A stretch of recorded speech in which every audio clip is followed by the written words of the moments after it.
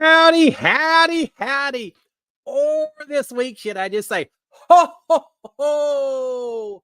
Hope y'all are doing fantastic. Let me start off with a big old SKD 143. I love my wife. I love my kids. I love reality TV. I love Big Brother. And I also kind of really, really love Christmas. Yeah, I love Christmas. We'll tell a few Christmas stories this evening. I hope y'all are all ready for it. We've been running around going crazy, getting ready for it over here. The gifts are wrapped, the tree is up, everything's ready to go.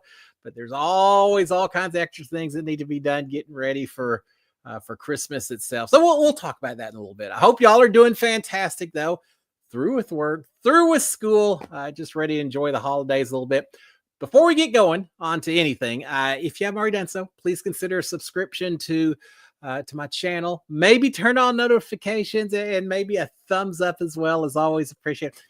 Kind of feel funny without my my cowboy hat on. I got the little jingle ball instead, but hey, it's that time of year. It's the right time of the year. Well, yeah. Anyway, hope y'all are all doing fantastic. Let me see who all's out here real quick, and then we're gonna talk a little Survivor and other reality TV and Christmas stories and all kinds. I got a few stories for y'all. All right, let's see who's that. Mark Taylor. Mark, how are you doing, sir? Yeah, we'll talk Survivor a second. Brian Hosteller. Brian, howdy. See Audrey Cobb as well. Audrey, howdy. Patricia Miller, Marilyn Sutherland, an eye for horror with Big Jake. Hey, Big Jake. Let's see who has, and Ma's out here. Ma, hope you're doing fantastic. Kennedy Franken as well. Howdy. Let's see who else we got out here. Amanda as well. Amanda, howdy. Cindy, I hope you're ready for Christmas and celebrating as well. Carol Mosier, howdy, Carol. Sonia Battles. Let's see. LJ Price. Angie Hung. I knew you said that you didn't have the gymnastics. Welcome to watching it live. For a little while. So how do you do is my friend Desiree Watts, Ed, Michelle Moore, Chaz. We'll shut this down. Just say Wyatt Garrett. Wyatt, happy belated birthday. It was so much fun having Wyatt on the show last Monday. Thank you, Wyatt, for coming on. We'll need to do it again someday, but had blast doing. I hope you had a blast on your Wednesday of your birthday as well.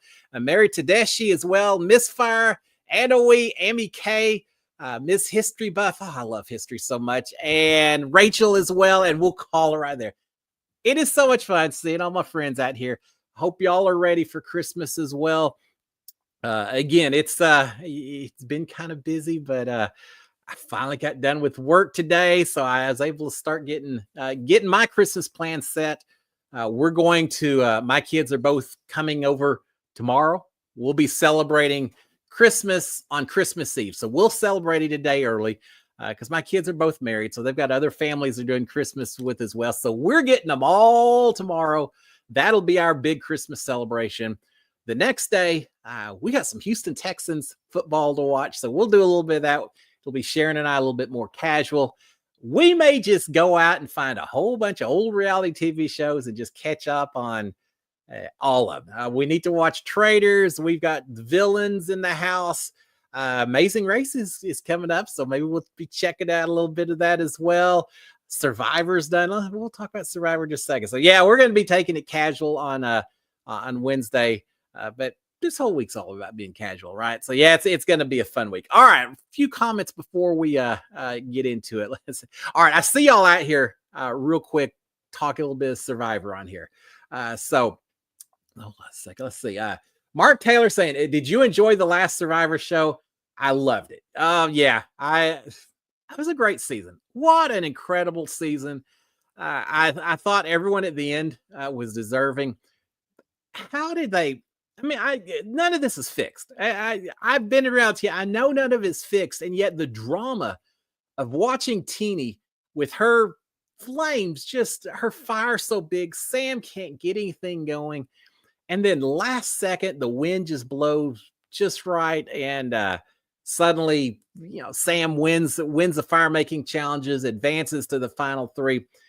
I got to say, if I'm Teenie, I'm just a little bit beyond her control, right? If the wind picks up, I don't know if there's any rules about you having to stay seated, because I would have gotten up and turned sideways and tried to. I can block a little wind when I need to. I would have been blocking the wind and tried to do that. But for cameras and all of that, I bet there's some kind of something that you need to stay seated the whole time. It's so unfortunate for her. As great a game as she played, I truly think at the end it didn't matter. As soon as Rachel made it to the final three seat, I think she had it. Now I will say this: I thought Sam put up one heck of an argument. He did everything he could do. You know, some seasons, even when there's people who maybe aren't quite as deserving as I thought Rachel was, you tend to have other people who just don't make good arguments. And you say, well, yeah, you probably would have won anyway, other person, but no one argued against you enough to justify flipping the votes anyway. I think that was just different on Wednesday. Cindy saying happy with the Survivor winner. Ed saying a good winner.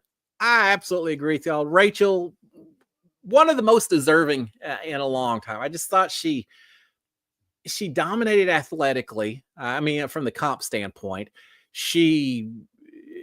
for a social game, she played great. She wasn't always on top. I mean, she had to, and she was on the bottom a little bit. She just did a good job handling everyone.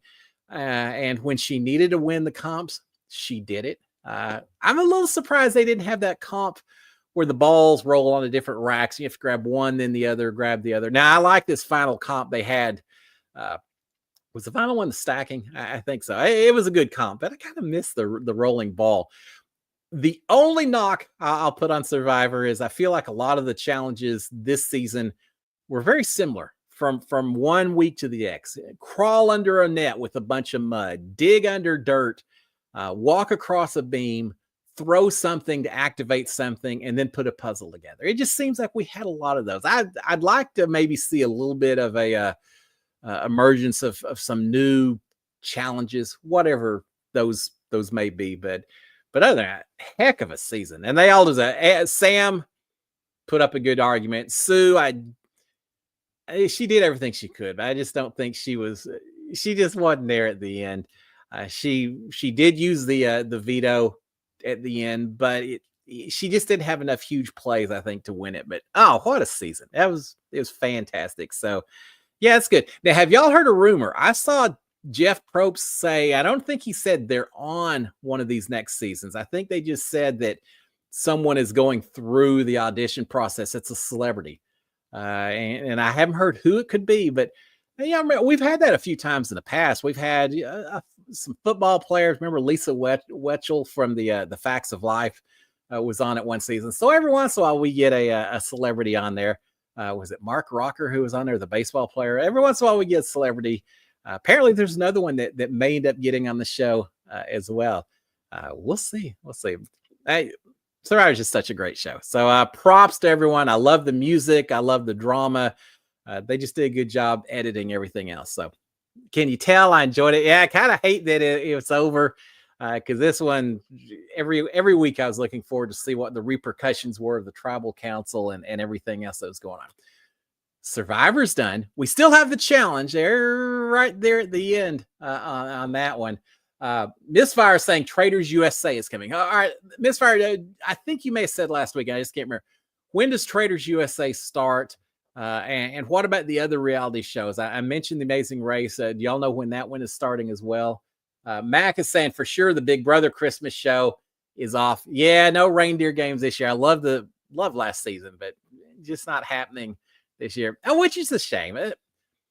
Especially, I really think that there's more they could be doing now that we've got Paramount Plus and online and streaming and all that. Not everything has to be on TV, right? It seems like you could have done some kind of, I don't want to say low budget, but you could have done something online that could have been something similar to Big Brother that could have been a lot of fun. But yeah, people over in LA are getting ready for Christmas just like the rest of us. They don't want to be working on Christmas Day, right?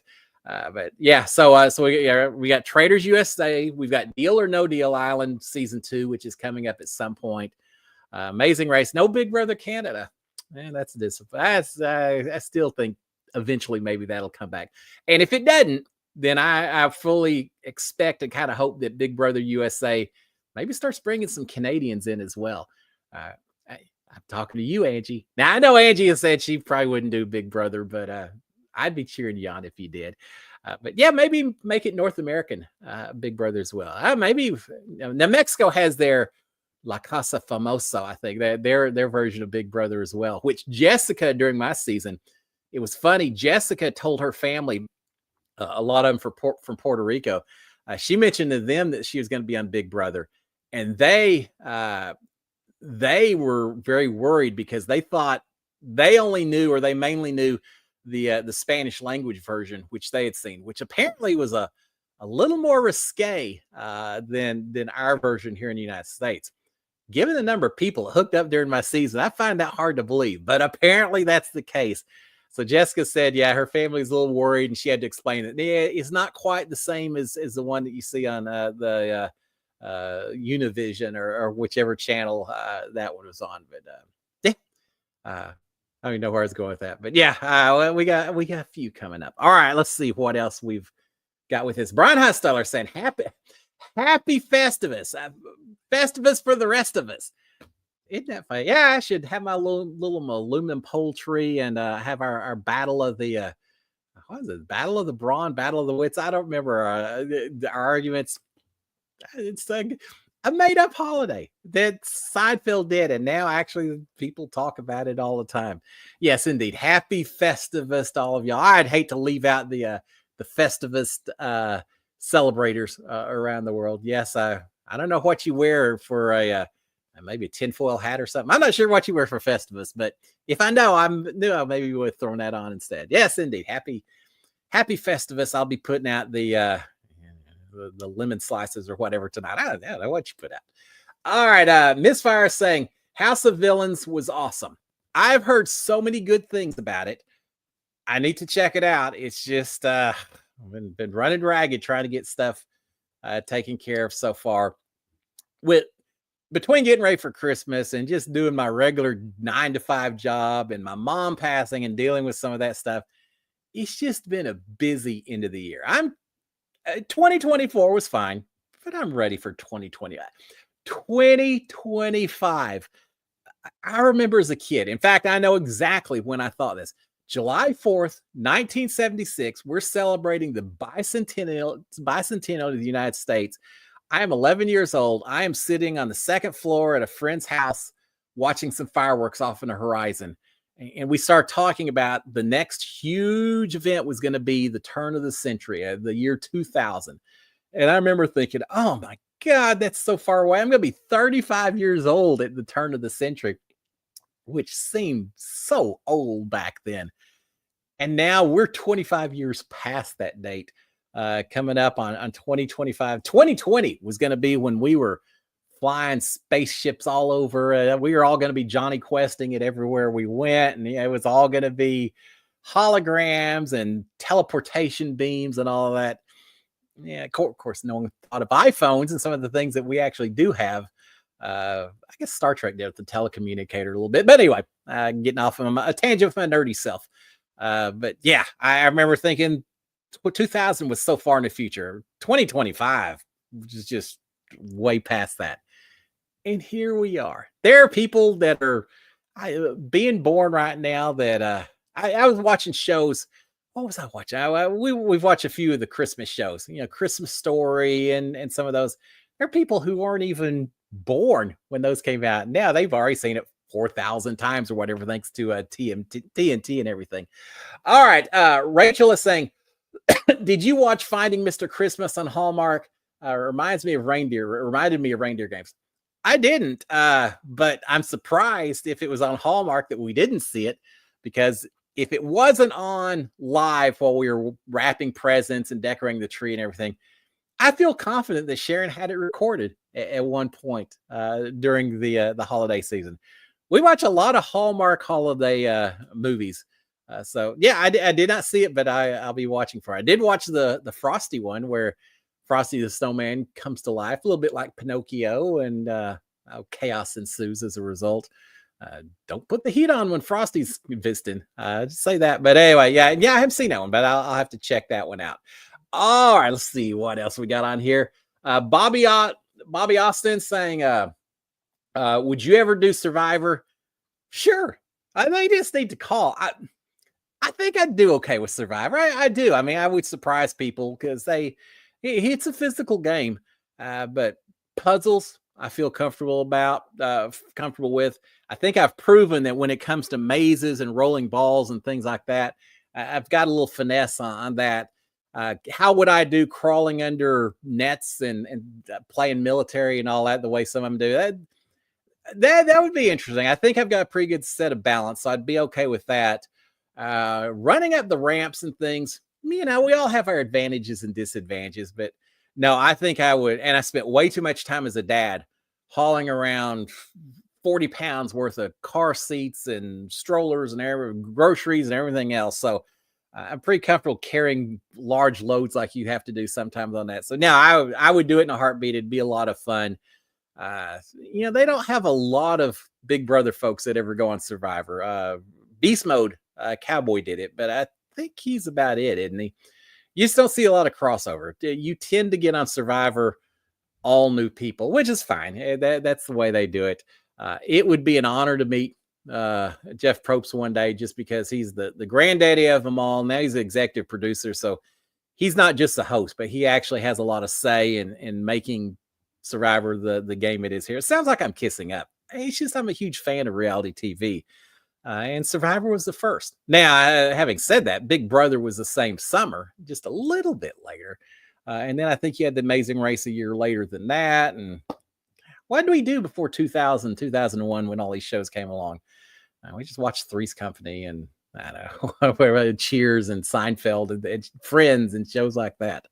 All right, let's see what else we've got on here.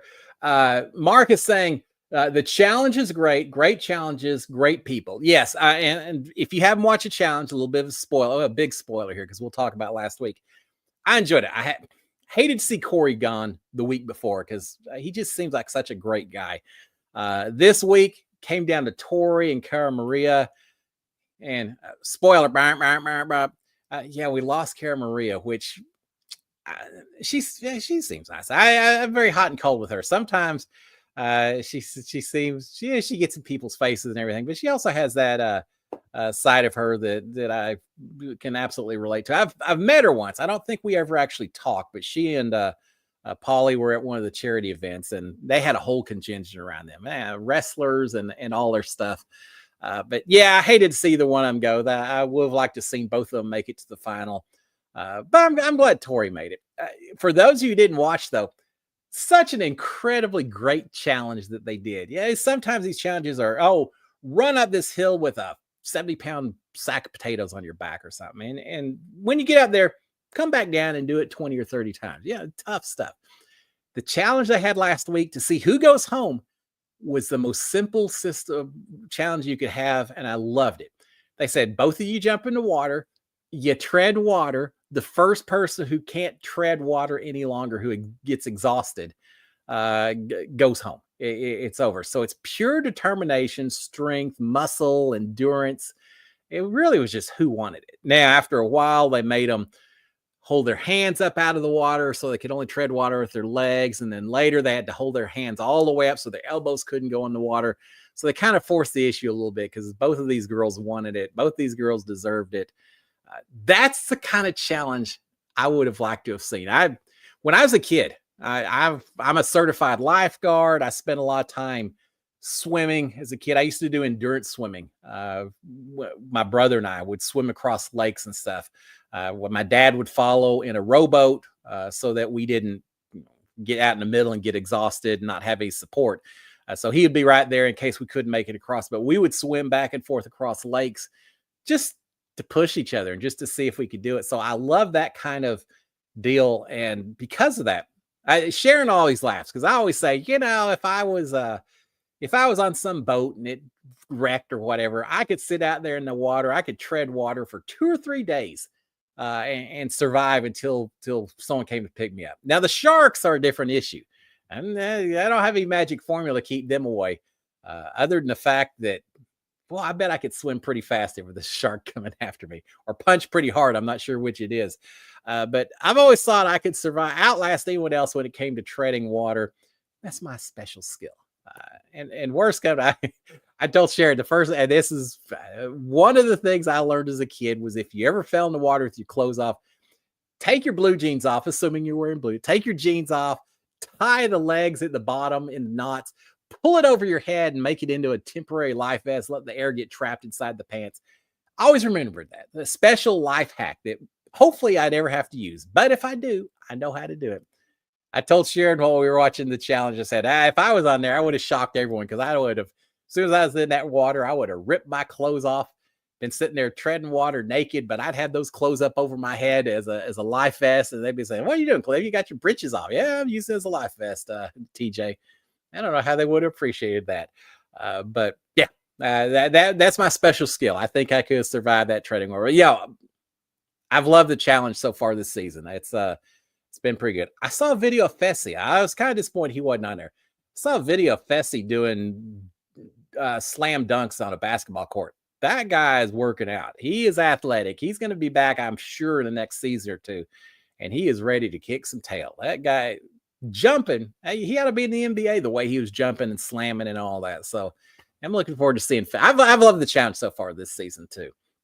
All right, Miss Sire is saying, Traders visits USA starts January 9th on Peacock. Wow, it's quick. All right, well, there you go. See, as soon as we get through with all the Christmas and New Year's goings-ons and football games and all of that, then we got the Traders USA. I'm looking forward to it. Now, Angie, and I'll tell everyone because Angie's told me this, and it's good advice that I haven't taken yet. There's a lot more traders than just the couple of seasons that we've seen that have the celebrities and the Big Brother folks and all survivors and all that. There's Traders UK that has a lot of seasons, a lot of just people who haven't been on TV before. And I think I'd like to watch all of that just to get a feel for other strategies and better feel for how the game of Traders can be played. Because based on the first two seasons of celebrities, I still feel like there's strategies that just aren't being utilized by some of the people playing the game. I'd utilize them, but I feel like there's the strategic part isn't quite developed just yet. And maybe it is on the UK with a few more seasons under their belt. So as Angie has suggested to me, watch a bunch of those Traders UK, and I'm going to tell you all the same thing. Maybe that's what Sharon and I'll do a little bit of as well. All right, Chaz is saying, who are some of the players you'd like to see come back to play Survivor 50? Wow. As Desario Watson saying, Boston Rob. Yeah, I would be fine with Boston Rob, but he's done it so many times. How many seasons has he been on? It just seems I don't mind having people who did well, but I'm also ready to see some people that we haven't seen as much of, which maybe means people that maybe haven't come back for Winners at War and some of those others. Oh, who would I like to see come back? I mean, I go back to the really old school, and you probably couldn't do anymore. But remember Colby from season 2, from Texas? Just saying, but he was there in season 2. Because it was so new, the whole Survivor and all that. We were huge fans of Colby that season. I'd love to see Colby come back, even though it's been forever. See him come back, see how he played the game now that he has 24 extra years under his belt as compared to when he first came out there. You got to play the game a little bit differently. Who else would I like to see out there? You got me caught on that. I have to think about names a little bit. I want to see, I don't know if Coach would come back, but I'd like to see some Chaos folks out there. I wouldn't mind seeing Philip Shepard. You remember Philip, the man who they made walk around the whole season in pink underwear, if I recall, called himself the Specialist. I like Philip. He's one of those that would be fun to come back, but I feel like I need to be throwing out names for more recent seasons. How about Tony Valachi? I'd love to see Tony come back. That'd be fun. I know he's done more than one season, but I still think it'd be fun to have him come back. But if you bring him back, bring back Chaos Cass as well. So yeah, I need to think about that. Maybe we'll talk about it in the next week or two, because they are going to do something really special for 50, right? They've got to make it just kind of like the Hunger Games, you do it every year or whatever. But when you get to those 25th and the 50th and all that, you got to do it something special. I don't know what that would be. What if they had instead just 16 or 18 tribe mates and three tribes? Bring in 36 and six tribes, and you go back and forth. And maybe instead of just a spring season and a fall season, you combine it all together. I don't know, you spend the first half eliminating a lot of these people. Whoever survives the first series then advances directly to the other one. That's a lot of people to keep track of. They'd have to be very careful with the edit, but yeah, I'd like to see something that's so new that just kind of shocks all of us. What if they did a Survivor that wasn't on an island? And now they're settled in Fiji. I don't think they're suddenly going to move, but it'd be kind of cool if they went back and did, well, maybe not so cool if they did Africa. That was a miserable season in terms of survival. But go do Pearl Islands or Africa or some of these places that they did once upon a time before they realized they could save a lot of money by doing it the same place year after year after year.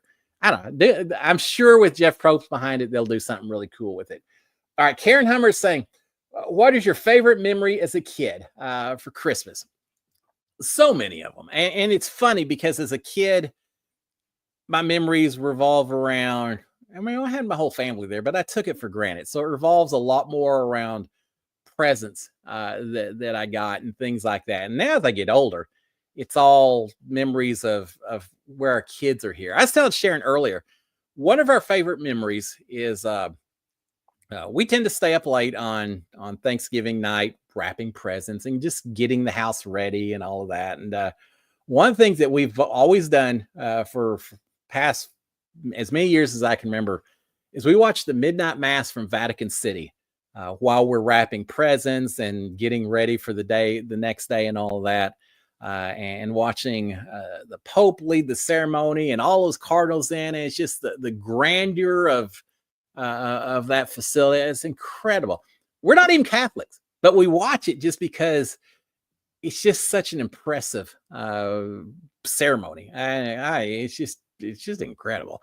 And so that's become a bit of a tradition. But traditions as a kid, let me throw out just one or two. I'm glad you asked. First one that comes to mind probably is 1973 because it was while we still lived in Fort Worth, and my first bicycle.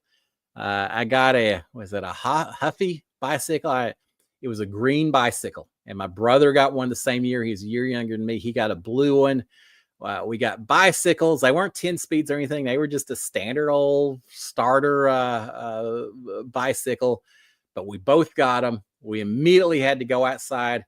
My poor dad, I know we exhausted him because just not just one boy, but two that he's trying to teach how to ride a bike, running back and down the street with us. And once upon a time, I've got to look for it. We've got a video of me riding along, and looks like I finally got it figured out. And just about the time the camera pans away from me, you see my dad, and it goes back, and I've crashed into the back of a car that was just on the street. So it took us a while to figure out.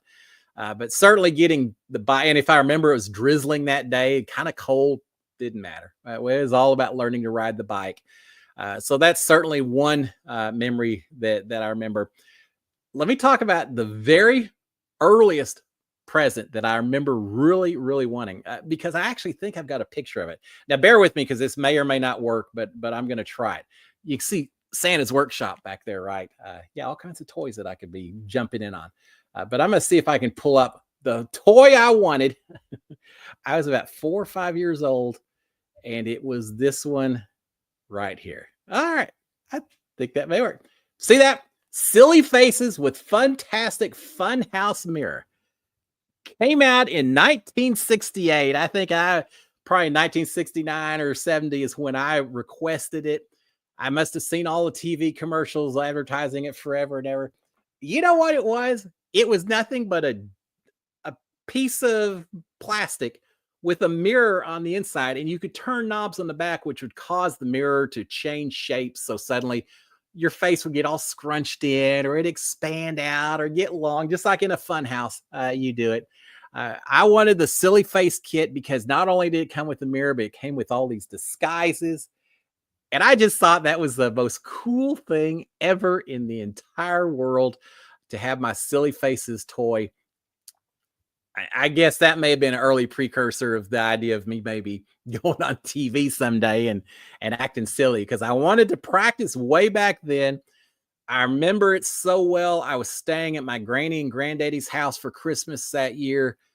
We came in, there's toys on the fireplace and all that. And I ignored all of them. All I could say is, did I get a silly faces? Did I get silly faces? I didn't see it. I was trying not to look too upset.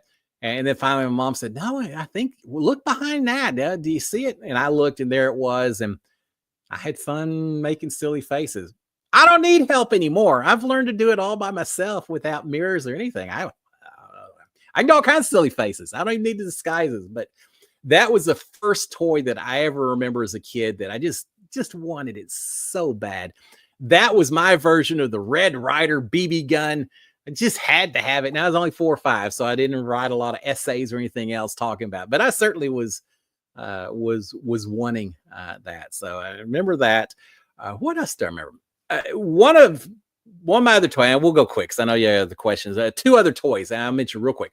One was called Beams and Girders. It was a little bit like a Lego set. It had a bunch of black plastic pieces that stuck up. You'd put cross beams against it, and I could actually build the Sears Chicago tower. It was like 5 feet tall or something, and it had little panels that looked like windows plastic panels you would then put in. And I would build all kinds of buildings with that. So that was kind of my construction stuff. And the other one was a ship hunting, a military game, a little original early version of a computer. You would do a sonar, and it would tell you how far away the enemy was, and you draw a circle to show how far it was. You'd move a couple of spots, you do sonar again, and you draw a new circle, and from that you could figure out triangulation of where the thing was. And that's maybe the first toy where I actually remember doing a little math and things like that to help me figure it out. So lots of toys. Now y'all tell me, what are some of y'all's favorites? I'm sitting there talking away. Y'all have a favorite that you just still remember to this day that meant so much when you got that toy? I love to see that. Lincoln Logs and Tinker Toys. I remember that. Let's see. Amanda's saying, did you ever consider trying out for The Apprentice when your brother did? No, because I had a family. And so Colleen's saying Cliff could have stayed on The Apprentice, would have stayed on The Apprentice. I think now, I think so. I mean, I'm a salesman. I feel like I know what people want. I would have gotten in there, and I think I would have done pretty well with it. At the time, no, I never considered it because I had how old were my kids back then? 5 or 6 and 7 or 8 or so. I mean, they were young, and I was trying to get my career off the ground, and at the time I was traveling all over the world, doing different, selling my products, the oil field stuff. So yeah, I just didn't have time for it. And at the time I was all about Survivor. I was like, who wants to go hang out in a boardroom with that old billionaire? At the time, Trump didn't have all the political stuff, and he was just a rich guy who had bought the generals from the USFL and some things like that. So he was just another rich dude that was doing this show. So yeah, I didn't really have any big desire to do it. Now it'd be kind of fun to do. It's such a subjective show, though. That's the only thing that really bothered me. I know when Bowie got kicked off, if you watch that video, the episode, he says, "Oh, Bowie, you just didn't do this, or you did a good job. I just had to let someone go, and you just didn't sell as much alcohol or whatever."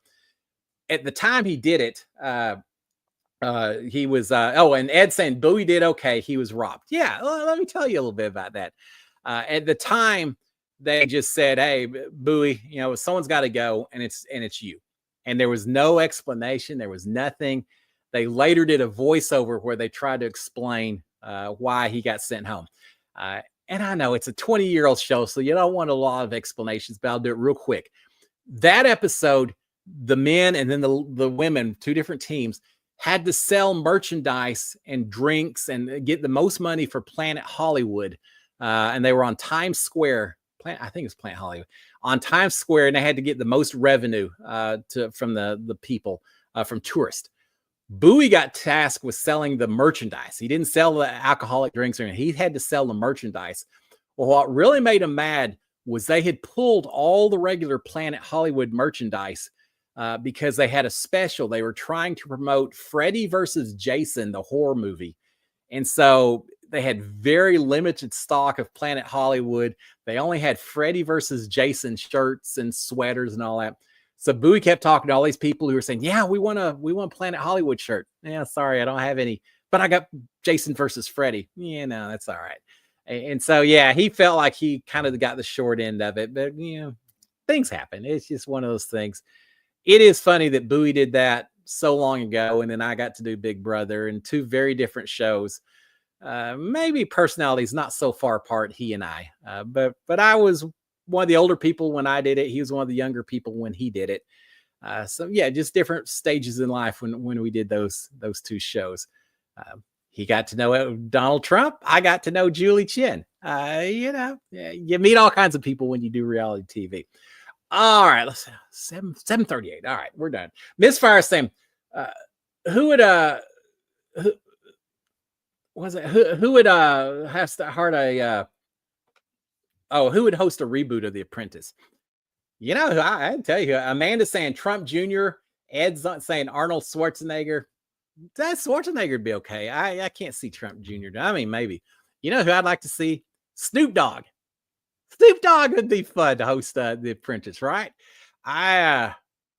He's been on The Voice, and I just think there's a lot more to Snoop Dogg than I ever thought with regards to his music. I knew about, but he's older. He's a heck of a businessman. He's a family man. I mean, he's got his grandkids doing stuff and all that. And I think he's the one who dresses up at some of his kids' parties, or used to dress up at some of his kids' parties, so that people would know that Snoop Dogg was there, because he didn't want to take attention away from the kids and all that. Snoop Dogg would be fun to have on The Apprentice. Who else? I'd want it to be someone a little bit off the wall. We've got enough businessmen, right? Give us someone that's just a little bit different in the way they approach life. I'll stick with Snoop until someone tells me something a little bit differently.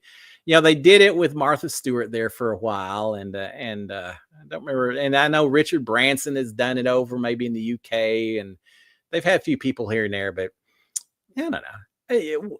I don't know if they could do a reboot of the Apprentice nowadays. You should be able to, but I know Bowie, when he did his season, no one knew about it. So they could be on the streets of New York selling and doing things like that.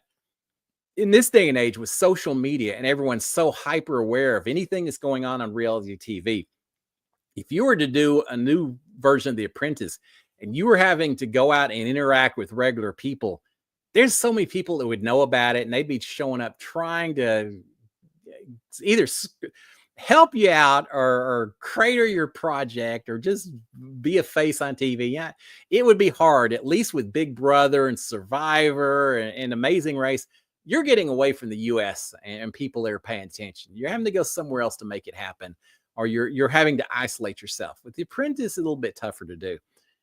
But if they did a reboot, guarantee I'd be there watching it. Absolutely. All right, let's see. Joey V is saying Fessy will be on the Challenge All-Stars January 29th. There you go. All right. He's going to kick it. I mean, if he can get past his eating challenges, that seems to be his Achilles heel, but he looked like he was in fantastic shape. He's a really nice guy. I've met him a few times. He came to our after party after Big Brother wrapped, and just incredibly nice guy. All right, let's see. Miss Fire is saying Traders New Zealand is free on YouTube. There's a lot of things you can find on YouTube and a few other channels if you're checking out. And Angie's saying Traders UK is amazing. No celebs, which is even better. Yeah, I think you're right, Angie. It's kind of fun to have celebs every once in a while. And hey, if they ever want to pull me on, I'm there for it. But there is something to be said about having folks that you don't know anything about and no one else on the show knows anything about. They're a little bit more free to play the game, a little bit more free to surprise everyone and actually do what they want to do without any expectations of anything else. So yeah, I got to check that out. Absolutely. All right, let's see. What else were we going to do this evening? A couple of quick stories for you. We haven't talked about all the fun stuff. I'll tell y'all a Christmas story from when I was working on the oil field. My toughest Christmas I ever had. Again, I mentioned I have my family here this Christmas. It's going to be fantastic. Let me set the scene for you. Just got out of college, working out in the oil fields of West Texas. And I'm putting in, I didn't get paid that much, but I made a fortune in overtime because I'm working 18-hour days up on the rigs, covered in grease and oil. We used to wash our clothes, not just with fabric detergent, but you would put a 2-liter bottle of whatever cheap version of Coca-Cola you could find, the local generic brand. You would pour that in with the fabric cleaner, the detergent, because the phosphoric acid that was in the Coca-Cola products would attack the oil, and it would actually make your clothes clean a lot better than if you just did fabric cleaner by itself or just the detergent. So you would put in a 2-liter bottle of Coke to go along with it. That's how filthy we got out there. All the laundromats and the apartments, all of them would have washing machines, and some would say oil-filled clothes, and others would say no oil-filled clothes allowed in these machines because it just left oil everywhere.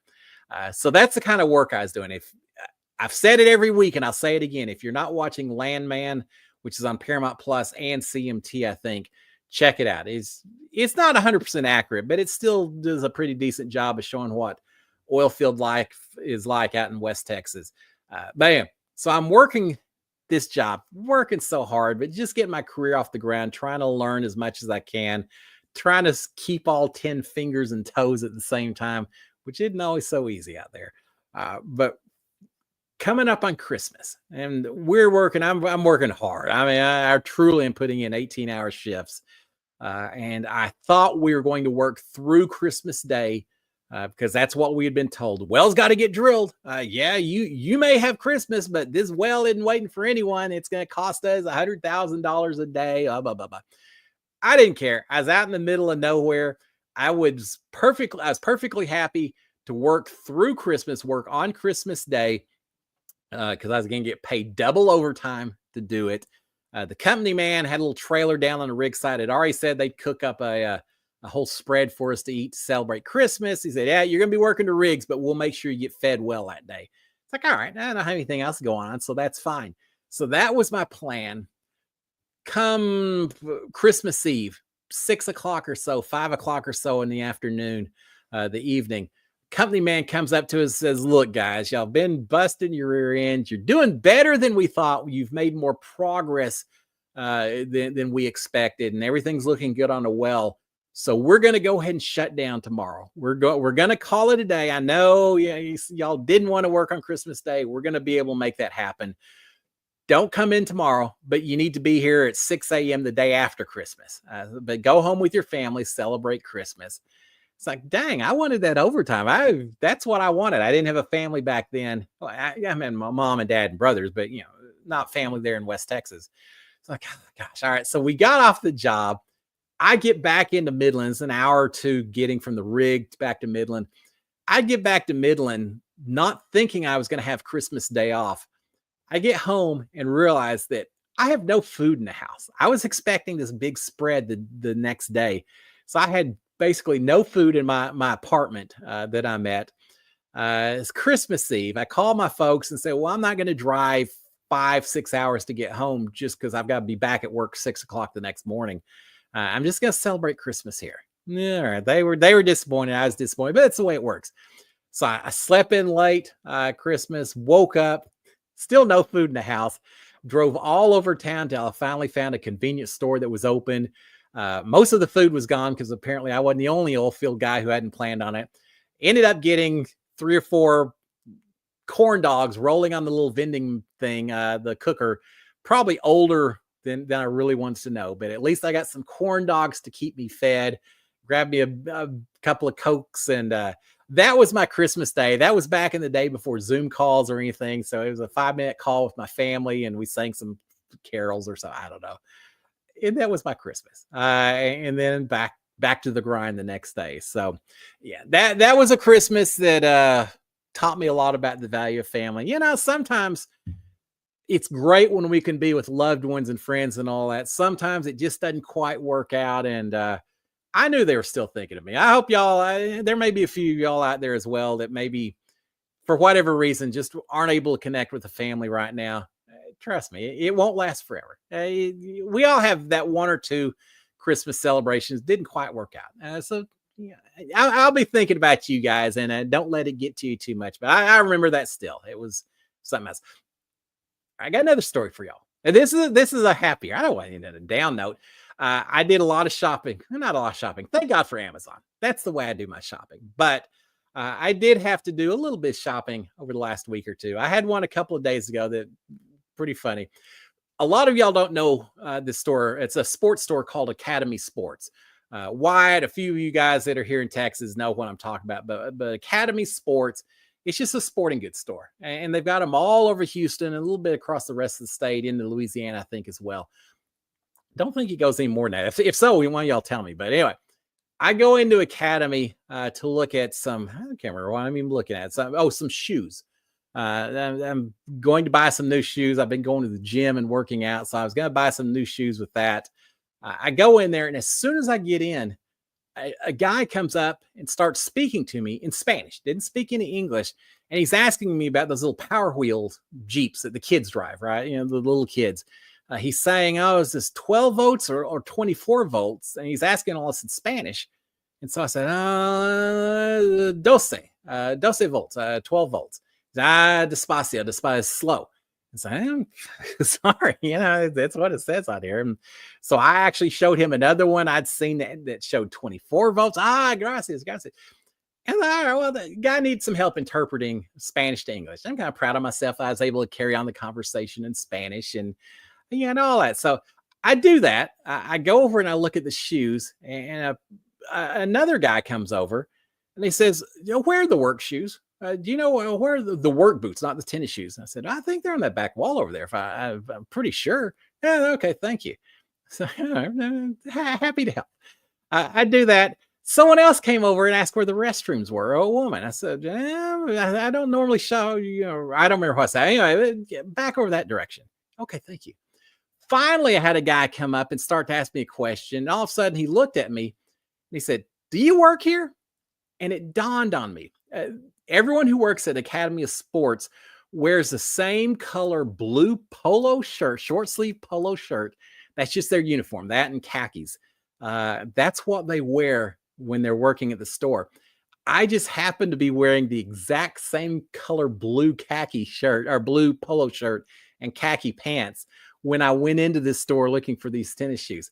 So I spent an hour kind of working at Academy, helping people out, directing them in different departments and everything else, not ever realizing that they thought I was an employee there. I just thought I was helping people out. I was spirit of Christmas. I was just happy that I could help people find what they're looking for and all of that. So Academy, if you're ever looking for a little help, I got a little experience. I don't think I'm going to get a paycheck for it, but I do have a little experience working at Academy. So I may have my second career that I'll be picking up someday down the road. So yeah, I spent a day working in not a day. I spent an hour or two working at Academy Sports and then not even realizing it. I'm happy to do so. It just, the one guy said, "Oh, I thought you worked here." I said, "Well, now I know why everyone's asking me questions." He said, "Yeah, you about had me." Well, yeah, I wish I'd noticed it. It doesn't matter. I still would have helped them, but at least I would have understood. No one complained about it. So I guess I did a pretty good job of helping them out. I should have asked for an employee discount when I bought those tennis shoes, but yeah, I wasn't going to push it too much. All right. There we go. Another little Christmas story. All right, let's see what else we've got. I mentioned Landman. Let me tell you a little inside scoop I've got on that, on Landman, as we start wrapping up. I actually know someone who's on Landman, kind of on Landman. I saw a posting for background extras needed. That was all filmed in West Texas and then filmed in Fort Worth and in between. I saw a casting call. They were looking for college kids to show up to be extras in a scene for Landman. Well, I've got a niece and a nephew who both just graduated from high school. One of them's going to University of Arkansas. One of them's going to Texas A&M now.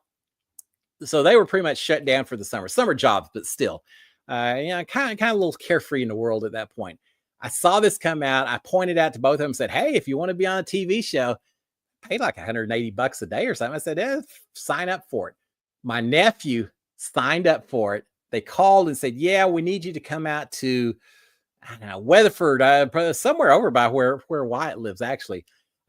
Go out in the middle of nowhere, old oil rig field, oil rigs everywhere, or pump jacks, the things that go up and down. They got out there and they said, yes, it's going to be a middle of the night party. And we all want y'all just to be walking around, holding red Solo cups and just acting like you're, at a party, a high school party. And so he did it, and they filmed it. I think it took 2 or 3 days to film this thing, but they filmed it. We've been waiting and waiting. His episode was on last night. We got to see my my nephew for 5 seconds or so. Yeah, it was quick. It was very, very quick, little brief shot. We knew who he was because he was wearing a maroon shirt, and we knew kind of what he looked like and all that. So I saw my nephew Brady at a keg party in the middle of the night on the show Landman and all of that. So that was kind of cool. Now, for those of you who haven't seen it, just a fair warning, it is a very risque show. That I hate it. I saw my nephew on there, but I can't really call and say, hey, I saw you on there, because then I've got to talk about all the stuff that happened to one of the main characters at that party, who had a lot of fun at the party. We'll just say that. It's a very, very risque show. They don't hesitate with the language or the activity or a whole lot of things that take place on there. So yeah, don't watch it with your kids. My kids are 28 and 30, and I wouldn't watch it with them. It's that level of risque. Not really nudity, but everything else. Yeah, just keep that in mind. But still pretty interesting show talking about the oil field. So yeah, I got a celebrity in the family, and I'm not ever going to let him hear the end of it. 20 years from now, I was like, yeah, I remember when you were in that show Landman. He's going to say, all right, Uncle Cliff, that was not quite what you're making it out to be. Yeah, it doesn't matter. I'm still going to talk about it. So yeah, that was kind of cool to finally get to see his scene on there. All right, Carol Mosher is saying, we have a tradition of ordering Chinese food on Christmas, only ones that deliver. Well, you're just a step away from the Christmas story, right? Remember the dogs tear up the ham and they have to go to they go get the Peking duck at the Chinese restaurant. I actually love that idea, Carol, and Sharon and I may take advantage of it as well. No day is a bad day for Chinese food. I am a huge fan of Chinese food, Asian food in general. Vietnamese, there's so many Vietnamese down here, but yeah, that'd be kind of special. Just getting a little Chinese food. I like that. The perfect tradition. Dr. Bose, how are you doing? Saying, inquiring minds want to know, is Die Hard a Christmas movie? Oh, Dr. Bose, don't get me into that whole conversation again.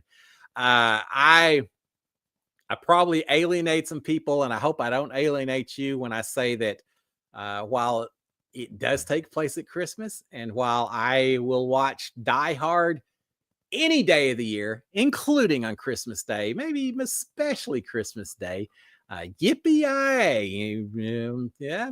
I love that. I just love that movie. The other one's not so much, the sequels, but Die Hard, Nakatomi Tower, this is fantastic. Franz Gruber and all.